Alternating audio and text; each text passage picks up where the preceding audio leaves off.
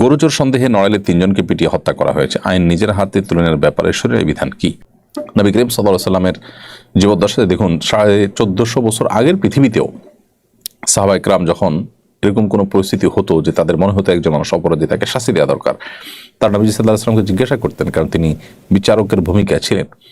অথবা একজন বিচারক হিসাবে, শাসক হিসাবে তাকে জিজ্ঞাসা করতেন, হে আল্লাহর রাসূল, অমুকের গর্দানকে আমি উড়িয়ে দিব, অর্থাৎ সে যে অপরাধ করেছে তার তো মৃত্যুদণ্ড হওয়ার কথা, আমি কি করবো কিনা? নবী সাল্লাল্লাহু আলাইহি সাল্লাম এই যে পারমিশন নিতেন এবং তার জন্য অপেক্ষা করতেন, এখান থেকে বোঝা গেল কেউ কাউকে অপরাধী মনে হলেই তাকে শাস্তির মুখোমুখি করে ফেলা বা বিচার নিজে নিজে করে ফেলা, এটার সুযোগ ইসলাম কিন্তু আমাদের জন্য রাখেনি। এই জন্য কোনো ব্যক্তিকে চোর সন্দেহ হলো, খারাপ কোনো সন্দেহ হলো, আর আপনি তাকে পেটাতে শুরু করলেন এবং পেটাতে হত্যা করে ফেলেছেন, খুবই জঘন্য অপরাধ। যারা এই কাজ করেছেন আইন নিজের হাতে তুলে নিয়ে তারা অপরাধী হয়েছেন। ইসলাম শরীয়তের দৃষ্টিকোণ থেকেই তারা জঘন্য অপরাধ করেছেন, মানুষ খুনের অপরাধী হয়েছেন তারা। একজন মানুষ যদি অপরাধী হয়ও তাকে যথাযথ আইনের আওতায় আপনি আনবেন। আমাদের দেশের সমস্যা হলো যে বিচারহীনতার যে সংস্কৃতি আছে, এই সংস্কৃতির কারণে সাধারণ মানুষের আস্থা কমে গেছে আইন এবং বিচারের প্রতি।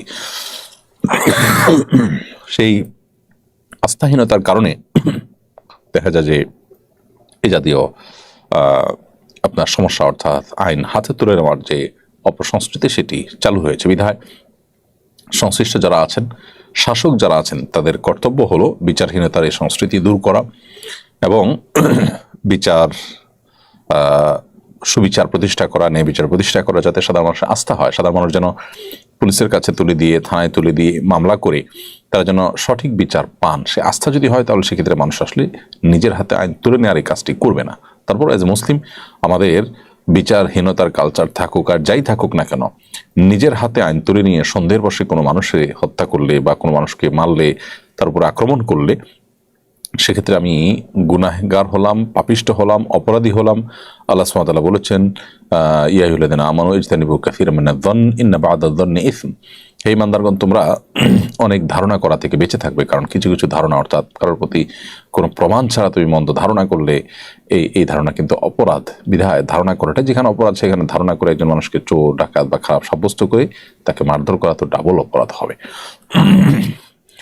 রেজাউল করিম রিমন লিখেছেন, অফিসের কাজে বাহিরে গেলে গাড়ি ভাড়া নেওয়া হয়। প্রশ্ন হলো, ওই কাজ পায়ে হেঁটে গিয়ে করা এবং গাড়ি ভাড়া নিয়ে নেওয়া কি জায়েজ হবে?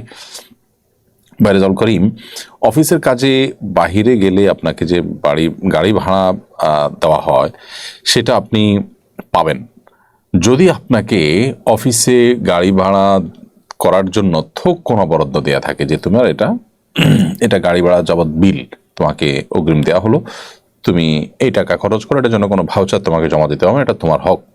তাহলে সেক্ষেত্রে আপনি হেঁটে গিয়ে টাকাটা পকেটে রেখে দিতে পারেন। আর যদি ব্যাপারটা এরকম হয় যে তুমি যাও, খরচ যেটা হয় সেটা তুমি ভাউচার জমা দিয়ে টাকা নিবে, তাহলে সেক্ষেত্রে মানে হলো আপনার যেতে যদি খরচ হয়, তাহলে আপনি যা খরচ হলো সেটা ভাউচার নিয়ম অনুযায়ী দিয়ে টাকা নেবেন।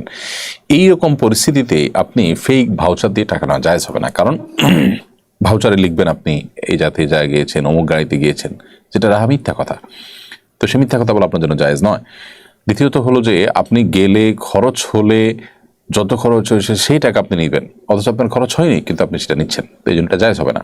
তাহলে বিষয়টাকে আমরা দুই ভাগে ভাগ করলাম। প্রথমত, আপনি কোথাও যাবেন, এখানে যাওয়ার জন্য আপনি কিসে যাবেন না যাবেন প্রতিষ্ঠান সেটা দেখবে না, আপনার জন্য থোক একটা বরাদ্দ দেওয়া আছে যে তুমি 500 টাকা পাবা এখানে যাওয়া আসা বাবদ, এটা তোমার বিল, অতএব এই ট্রান্সপোর্ট অ্যালাউন্স তুমি পাবে, তুমি কিভাবে যাবে না যাবে তোমার ব্যাপার। এরকম যদি দেওয়া থাকে, তাহলে সেক্ষেত্রে আপনি আপনার মতো করে সে টাকা পায়ে হেঁটে টাকাটা পকেটে রেখে দিতে পারেন। আর যদি ওরকম টিএ বা ট্রান্সপোর্ট অ্যালাউন্স না থাকে, বরং আপনি যাবেন খরচ করে, যা খরচ হয়েছে ভাউচার জমা দিবেন, যেটা জমা দিবেন সেটা পাবেন, এরকম যদি হয়, তাহলে সেক্ষেত্রে আপনি ফেক ভাউচার দিয়ে আসলে পায়ে হেঁটে গিয়ে ভাউচার দিয়ে টাকা নেওয়া জায়েজ হবে না।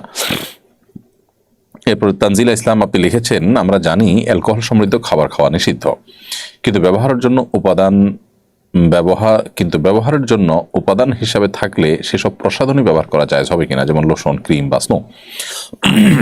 তানজিলা ইসলাম, আমরা যে সমস্ত প্রসাধনী ব্যবহার করি, এই প্রসাধনীগুলোতে অনেক প্রসাধনীতে হারাম উপাদান রয়েছে, যেগুলো ব্যবহার করা আমাদের জন্য জায়েজ নয়। ইহুদিদের যে সমস্ত প্রতিষ্ঠানগুলো আছে এই প্রতিষ্ঠানগুলোর ভিতরে সবচেয়ে বেশি প্রতিষ্ঠান হলো আপনার এই প্রসাধনী রিলেটেড তাদের মালিকানাধীন প্রতিষ্ঠানগুলো। আপনি যদি গুগলে সার্চ করেন দেখবেন যে প্রসাধনীর ব্যাপারে তাদের আগ্রহ অনেক বেশি এবং ইনভেস্টমেন্ট অনেক বেশি।